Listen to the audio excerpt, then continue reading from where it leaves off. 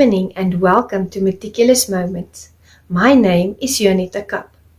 You can reach me at meticulousmacarons@gmail.com or find me on LinkedIn. Since the COVID-19 pandemic hit the globe, I've had the wonderful privilege to meet a wide array of fantastic individuals. These individuals have truly touched my life in so many positive ways. Amongst this group of people, there are authors, public speakers, life coaches, poets, leaders, and visionaries. They are the unsung heroes of our time. Therefore, I decided to start the Meticulous Moments movement out of a sense of my gratitude. It is my way of giving back to the community. Let us share and reshare their stories in an effort to build a better society. Good evening, everyone, and welcome to the Meticulous Moments podcast, where we facilitate community upliftment through leadership development. And today we have the wonderful privilege of spending time with the amazing Jason Wilson from Circle of Friends. A little bit more about Jason. Jason writes, I'm an events planner, podcaster, and spiritual life coach. My projects in 2022 include Circle of Friends Club, EDFX Media, Victory Circle Podcast, and Living on Purpose Podcast. Circle of Friends Club is a global mental wellness community of athletes, entrepreneurs, and entertainers. Our mission is to help people fight against mental health issues and unlock opportunities to make their dreams come true. We organize live and online events with athletes, agents, trainers, coaches, educators, wellness professionals, and entertainers to educate and inspire people to accomplish their goals and live their best lives. Our reach includes the US, Europe, and all of Latin America. Our members have the opportunity to create a business listing page on our site to showcase their expertise, products, or service in order to attract new opportunities, potential clients, and or collaborate with each other. I had a phenomenal interview with Jason. It was so lovely to spend time in his presence, to learn from him, and really just to get to know him better. A warm thank you to Jason for making time for us. We really appreciate your expertise. Thank you for spending this time and for imparting your knowledge and your wisdom into our lives. And with that, we give over to our very special guest, Jason Wilson.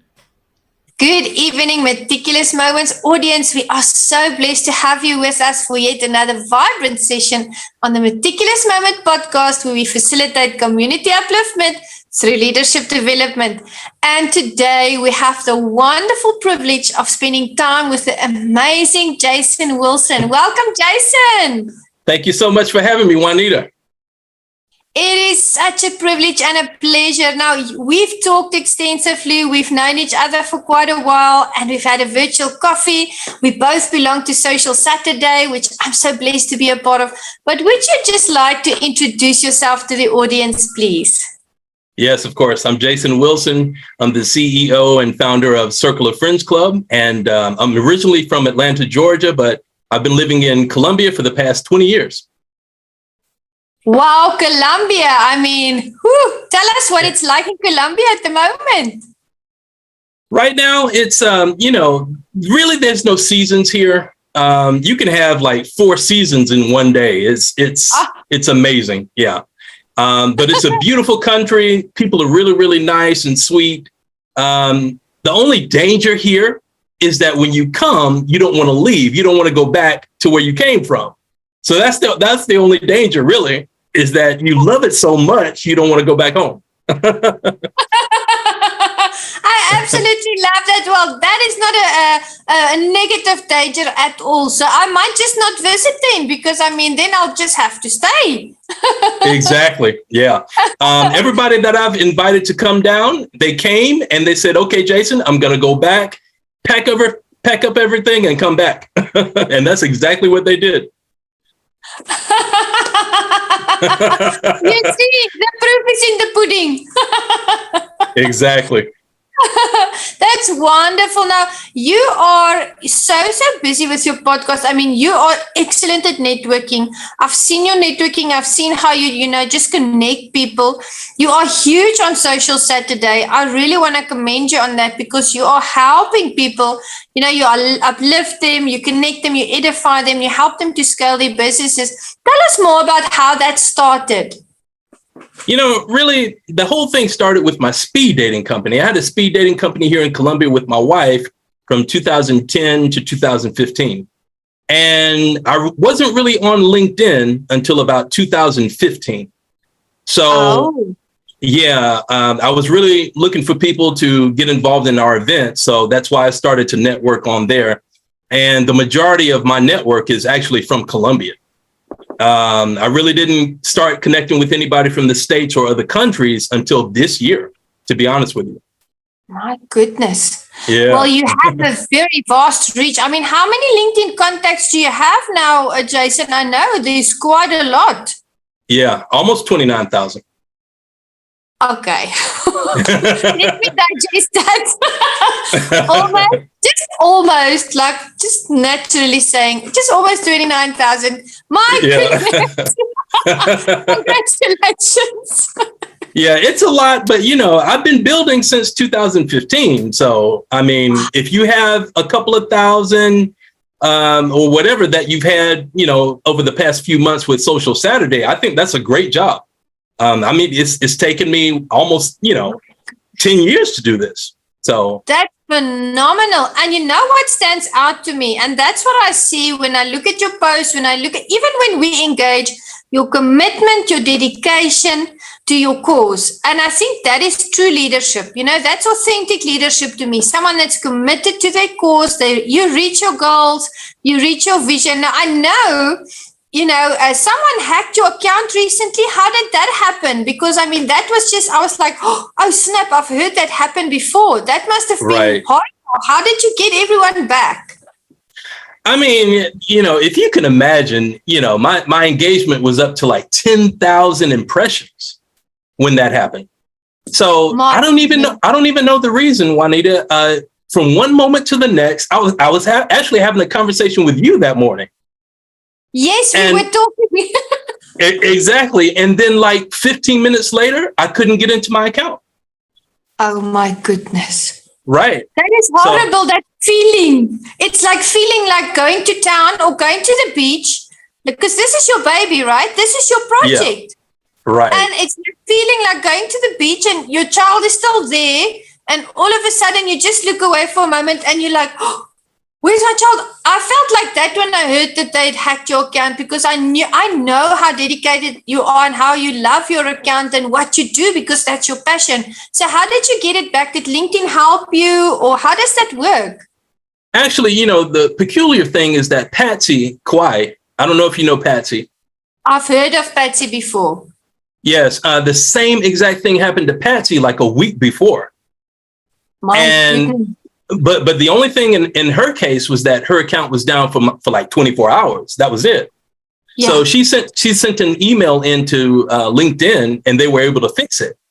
In my case, though, I sent in 2 emails, no response for like 48 hours. And then after that, they said, okay, well, your account is under investigation. I was like, investigation? For what reason? So they never gave me a reason why. And then I finally sent in an email, according to another person from LinkedIn, one of my contacts, Marvelous. He's from Nigeria. So Marvelous was like, okay, send in a message through their help desk on Twitter. Oh. So I did that and I got an immediate response and my account was back up within like 2 days. My goodness. Well, I'm so, happy that you weathered that storm. And I realized when you came back what had happened.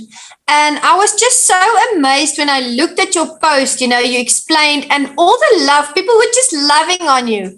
You don't have contacts that float around and it's just a name or a surname. Those people care about your well-being. So that was, it just touched my heart to see that. So I'm just so glad that you're back and up and running. Oh, thank you so much. And I was blown away by the response. Sure was. Awesome. So tell me, you and I know what Social Saturday is, of course. Tell me, would you like to explain to the audience what is Social Saturday and how does it work if they want to get involved? Well, the thing that really attracted me to it was that before Social Saturday, I really didn't have too much engagement on LinkedIn.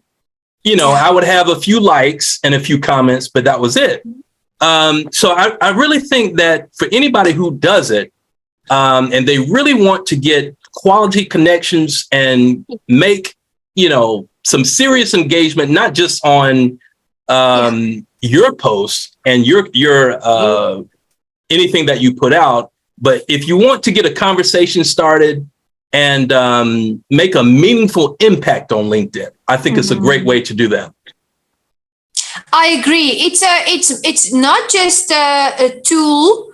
It's also, a community, but still it's a tool. So as you connect, you grow, you learn from everybody that you connect with and your network expands. And I have to say, Social Saturday is my thing now on the weekend. I don't go anywhere. I don't go out. I work.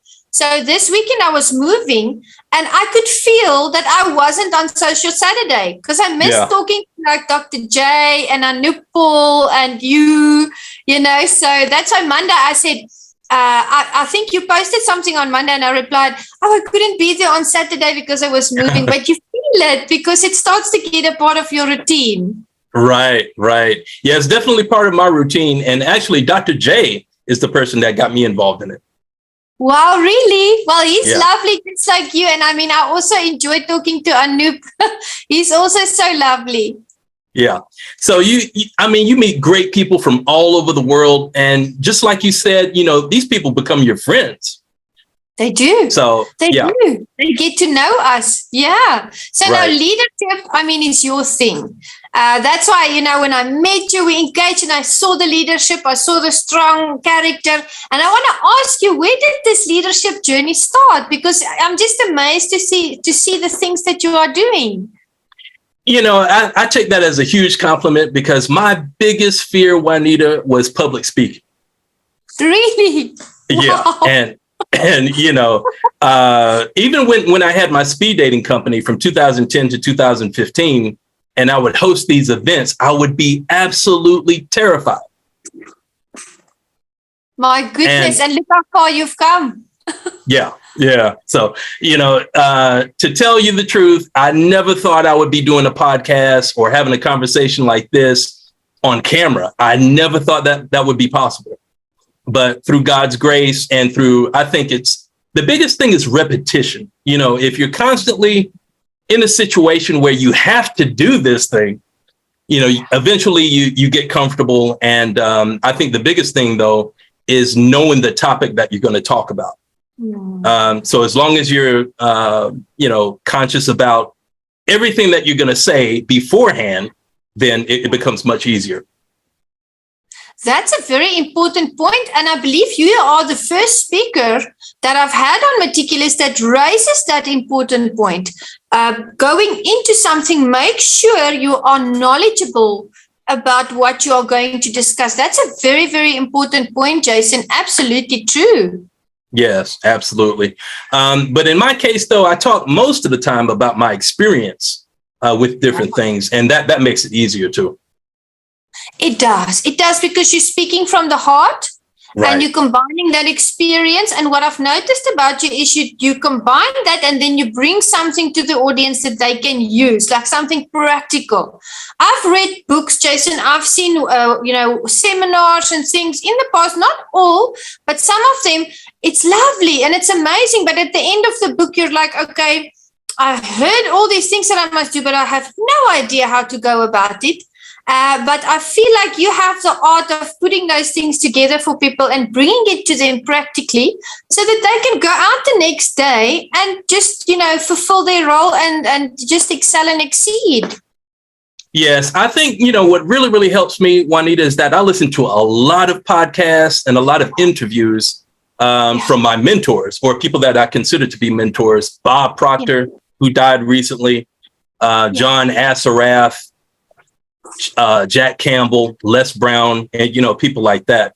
So I'm constantly listening to something about leadership, positive thinking, or anything that's goal oriented. That helps me to stay on task. It helps to keep me focused, motivated, encouraged. So, I recommend anybody who wants to be a leader or who currently is to make that a practice. Listen to something every single day on whatever it is that will help you to become proficient at your position or your business. Another golden nugget right there from Jason. And I want to add to that what it translates to me, and he's connecting dots for me here this evening. If you keep on doing that, you are feeding your subconscious, and your subconscious is like a sponge, and whatever you have in there comes into your conscious mind and it becomes your reality. So that's a very good practice to keep on feeding yourself subconsciously, working in the right direction and putting the right caliber of things in, so that the best can come out. Exactly. And you know what? Before I go to bed every night, I'm listening to something and I fall asleep listening to it. Wow. That's amazing. That's amazing. I love that. And it still goes in. You still hear it. Oh, yes. I agree. Now, leadership quotes. I'm sure you know thousands of quotes because you're a reader. You love getting knowledge. Which one would you maybe rate up amongst the top 3? Or do you have a favorite leadership quote? A favorite leadership quote? I also read and study the Bible too. So one of my favorite scriptures from the Bible is from Philippians chapter 4, verse 19, that all of my needs are supplied according to your riches and glory. So, I pray that every single day because no matter what need it is, even if it's a want, Juanita, God is always concerned about the well-being of his children. Yeah. So absolutely. And what's the best leadership manual in the universe? The Bible. The Bible. I love that answer. It's the first time someone has answered like that, and that's very unique and it speaks to my heart. We are both believers. Amen, brother. Amen. Yes. So tell me, Jason, there's a lot of opinions out there about where leadership starts. Some people say leaders are born. I haven't made up my mind about this yet. Some say people, leaders are born. It's in you. Some people say, when a situation presents itself, people stand up and they rise to the occasion.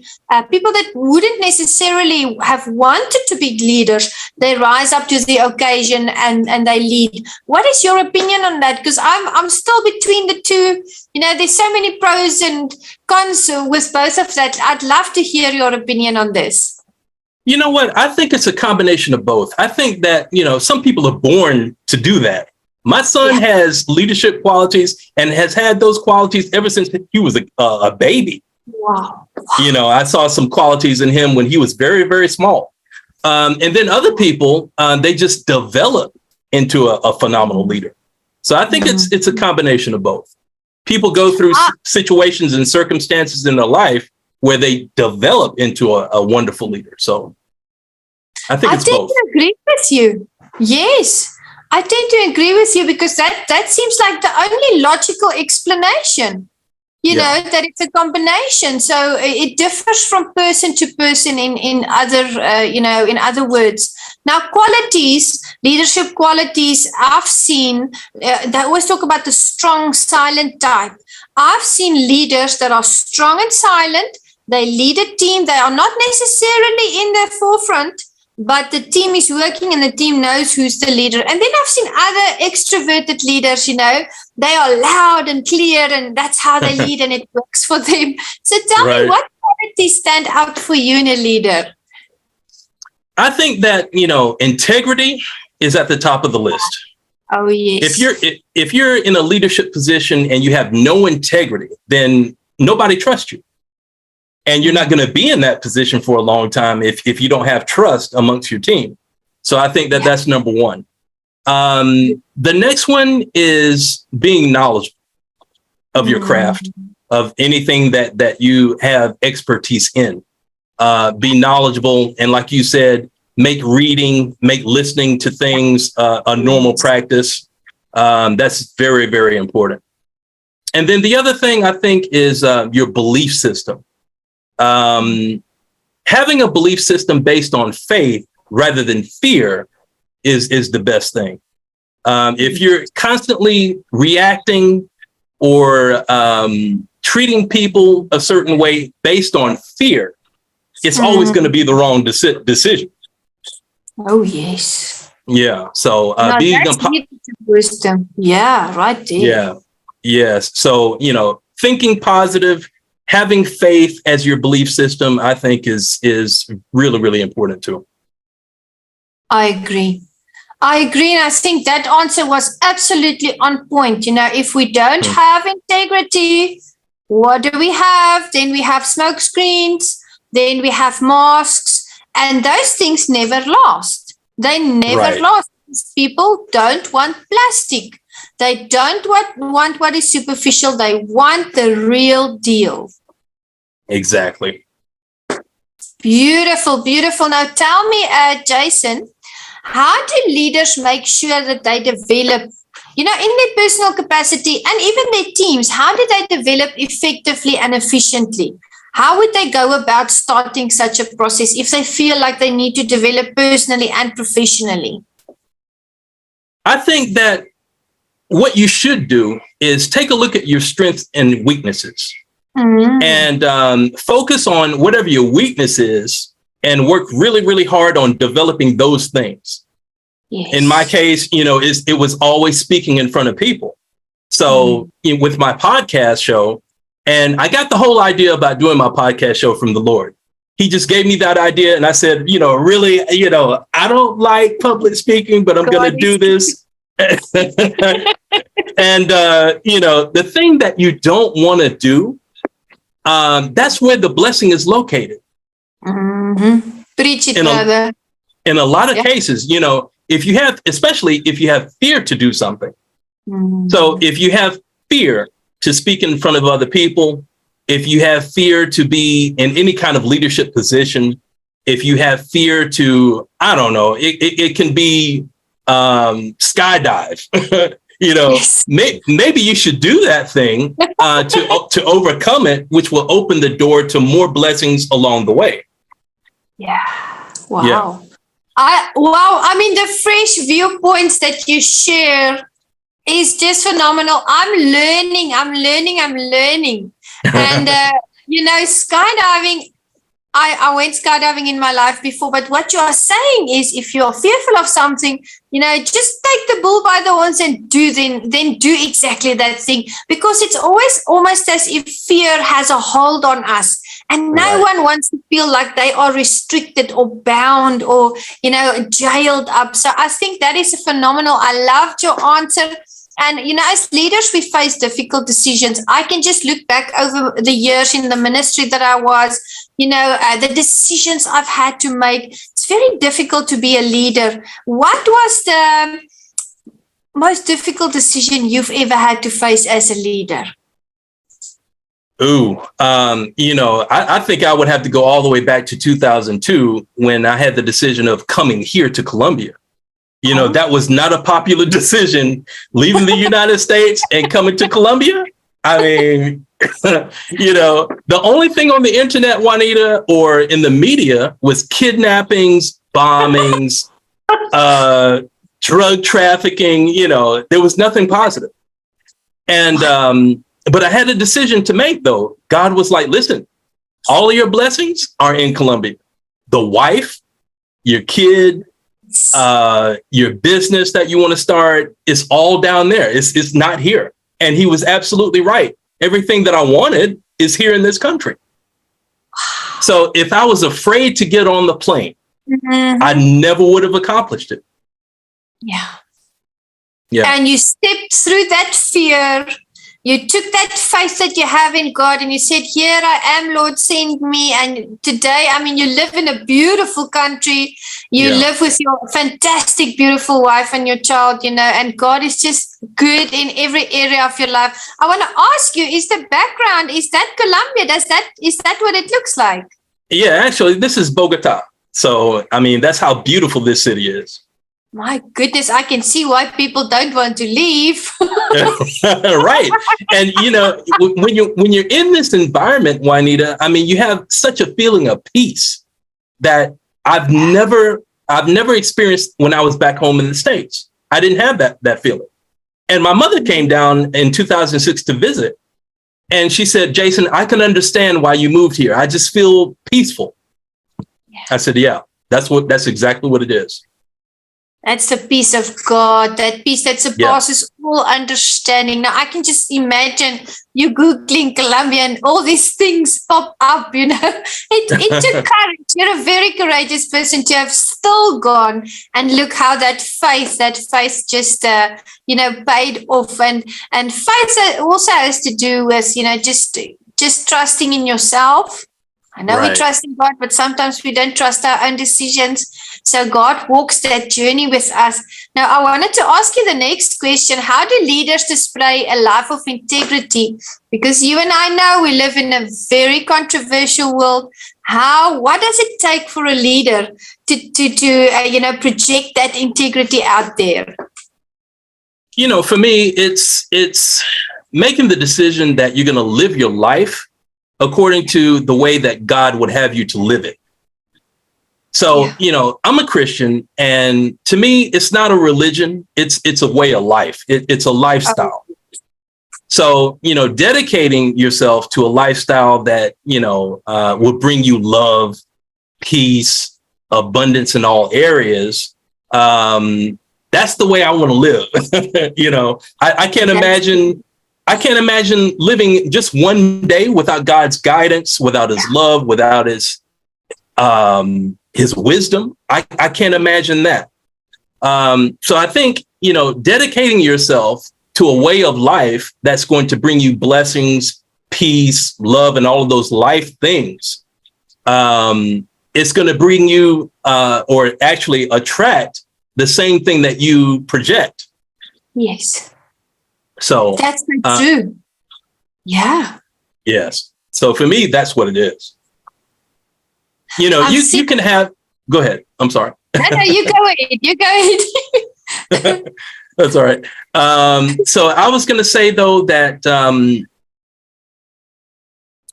you can be a leader and you can be successful and have plenty of money, but not necessarily have good health, good relationships. And, when you get ready to die, are you surrounded by people that love you? That's another thing. We've seen people die in the media that have been super successful, but died alone in a hotel room someplace. How sad is that? How miserable is that? So having a way of life that can bring you friends and love and peace and all of those things. How could you want to live any other way? I don't know. I don't know. I had a virtual coffee with someone yesterday and I said to them, when we face trials and tribulations, I always wonder, it comes to me every single time it comes into my mind. I know where I run to.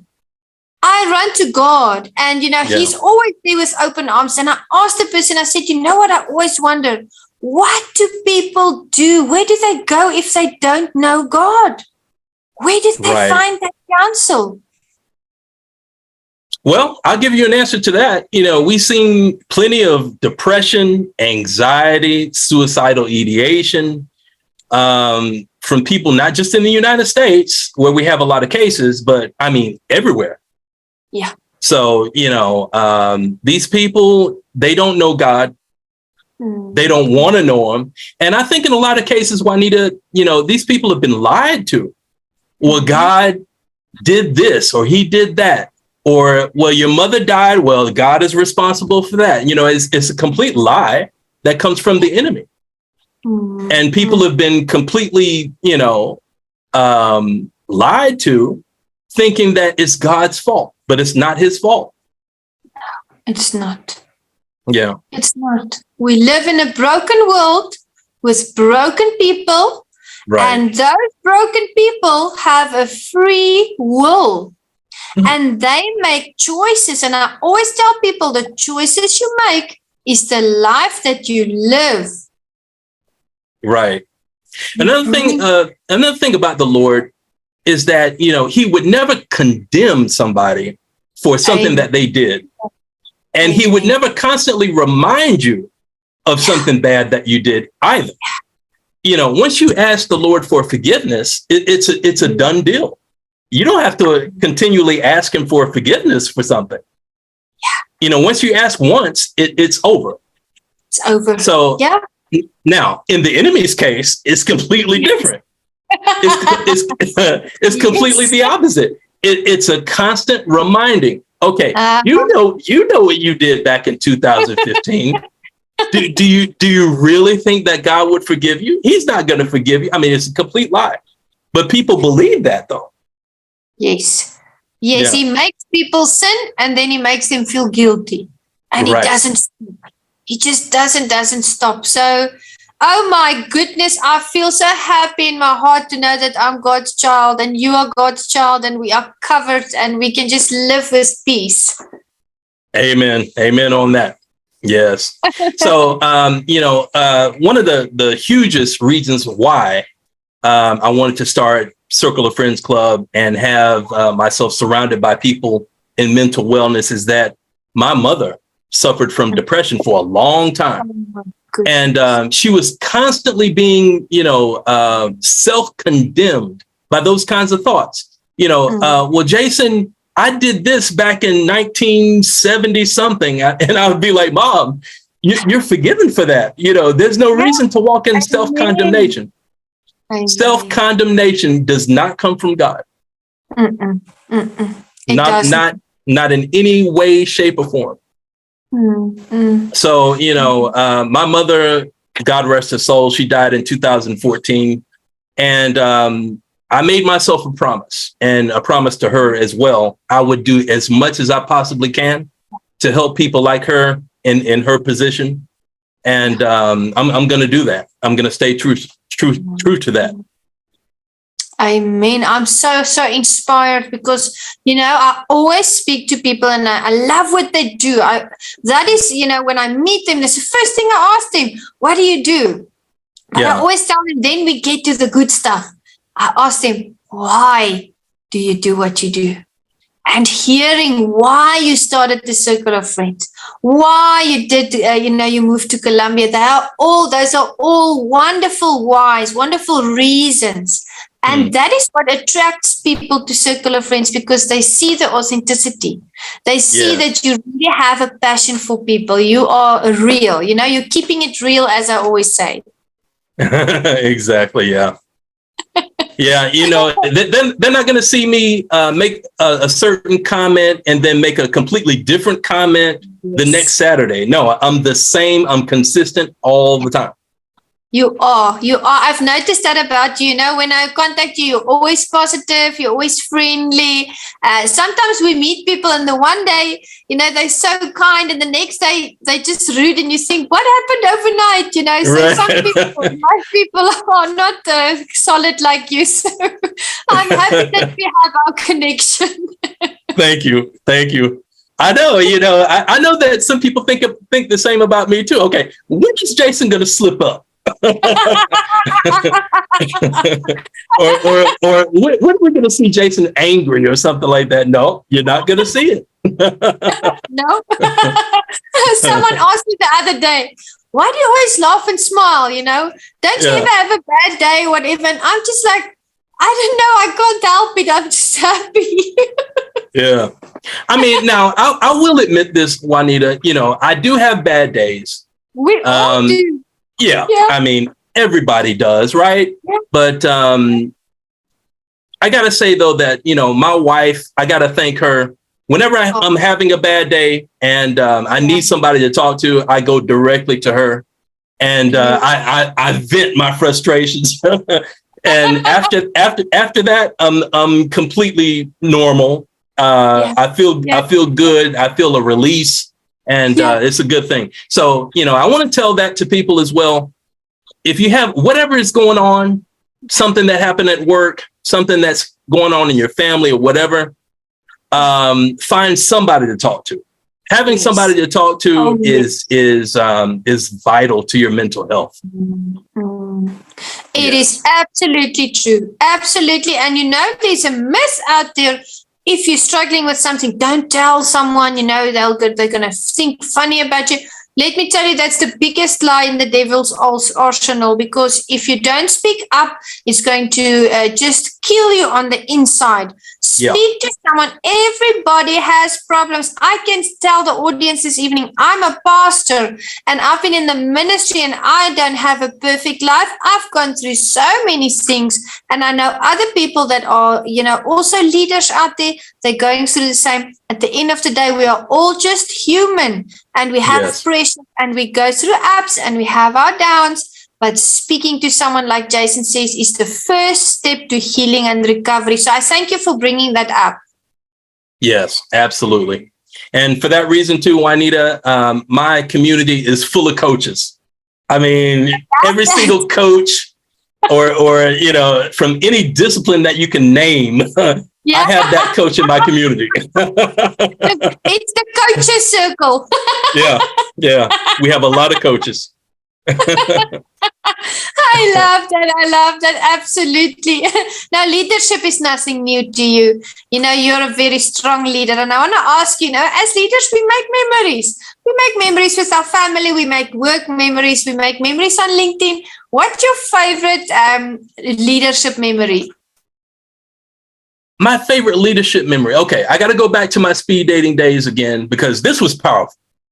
Yeah. My second speed dating event, I walked into the place, and there was a circle of guys who had already arrived, and they were anxious. They were excited about starting the event, and they were talking amongst themselves about what they should talk about on these dates with the women. Yes. So they asked me, okay, Jason, what should we be talking about on our dates? And the first thing that came to mind was, okay, if you want to get married, make sure that you bring up that topic on your date, because you don't want to waste time. If she's not interested in a long-term relationship, marriage, kids, then that's not the person for you. Mm-hmm. And so one of the guys took this to heart.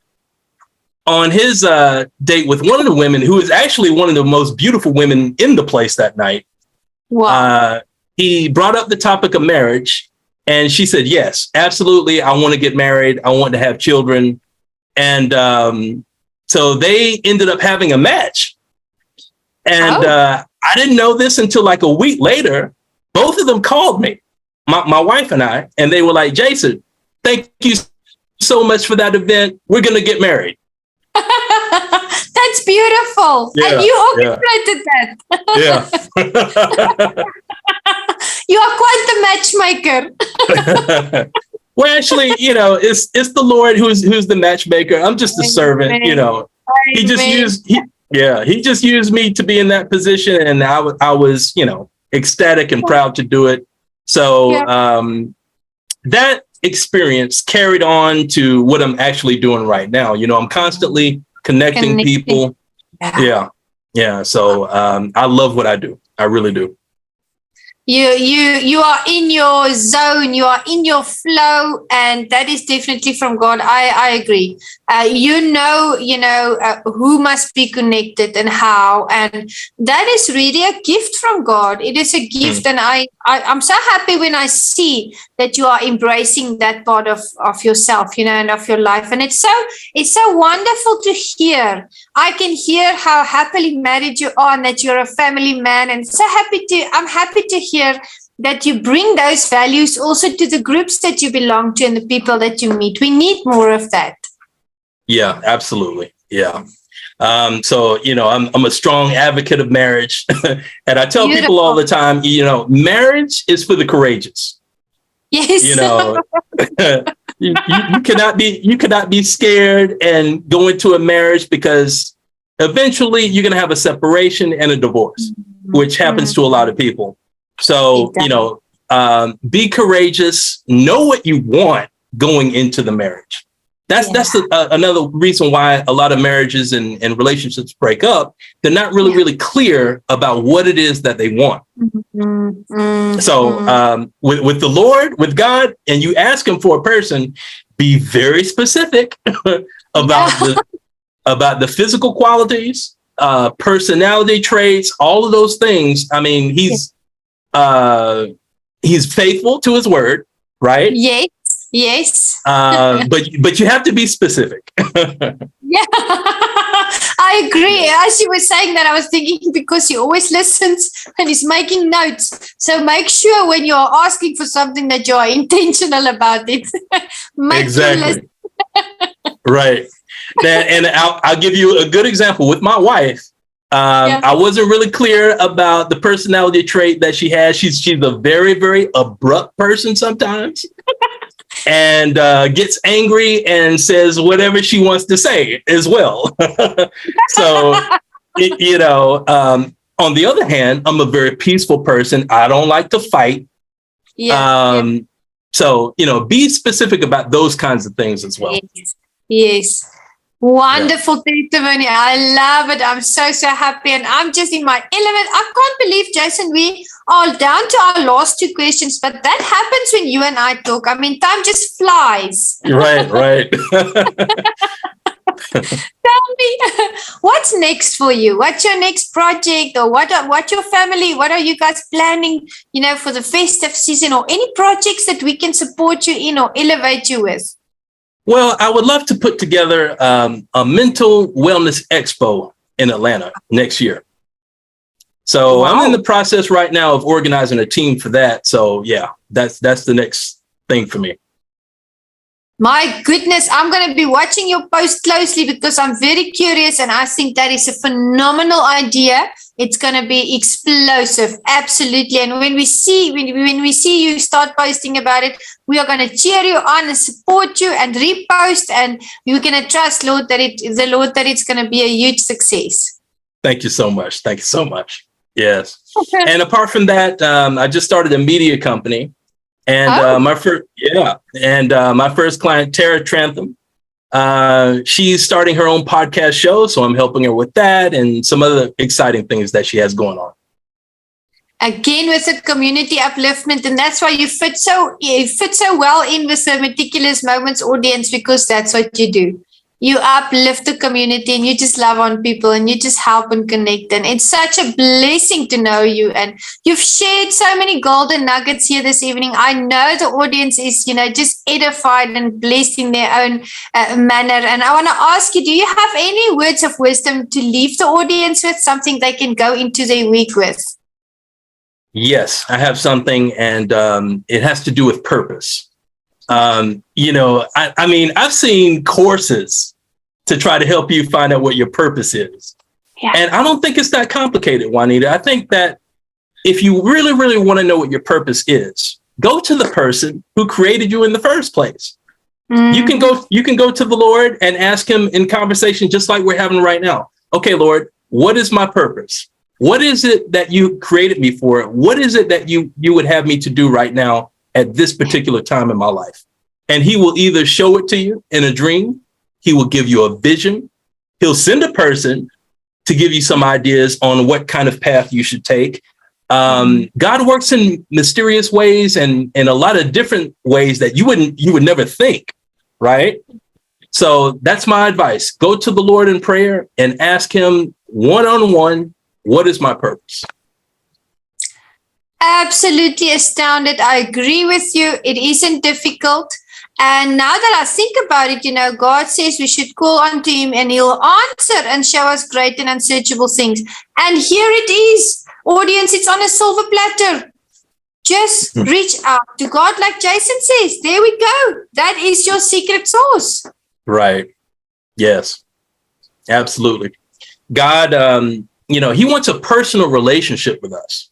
Yeah. So my advice is just talk to him just like you do a friend. And he will give you ideas, concepts, words of wisdom through the Holy Spirit. God is amazing. And any concern that you have, of course, he wants to address those concerns, and he loves you. Amen to that. Amen to that. It has been such a phenomenal blessing to have you on Meticulous. Thank you. I enjoyed every single moment, and I thank you, and I speak God's blessing over your life and your family and your business and your ministry and everything that you are busy with. Thank you that you are a light in this world, that you are the salt of the earth. And I know God is nodding up there, and he is just smiling at you today. So thank you for being such an awesome person. We appreciate you. Thank you so much, Juanita. It's been an honor and a pleasure to be on your show. Thank you so much for the opportunity.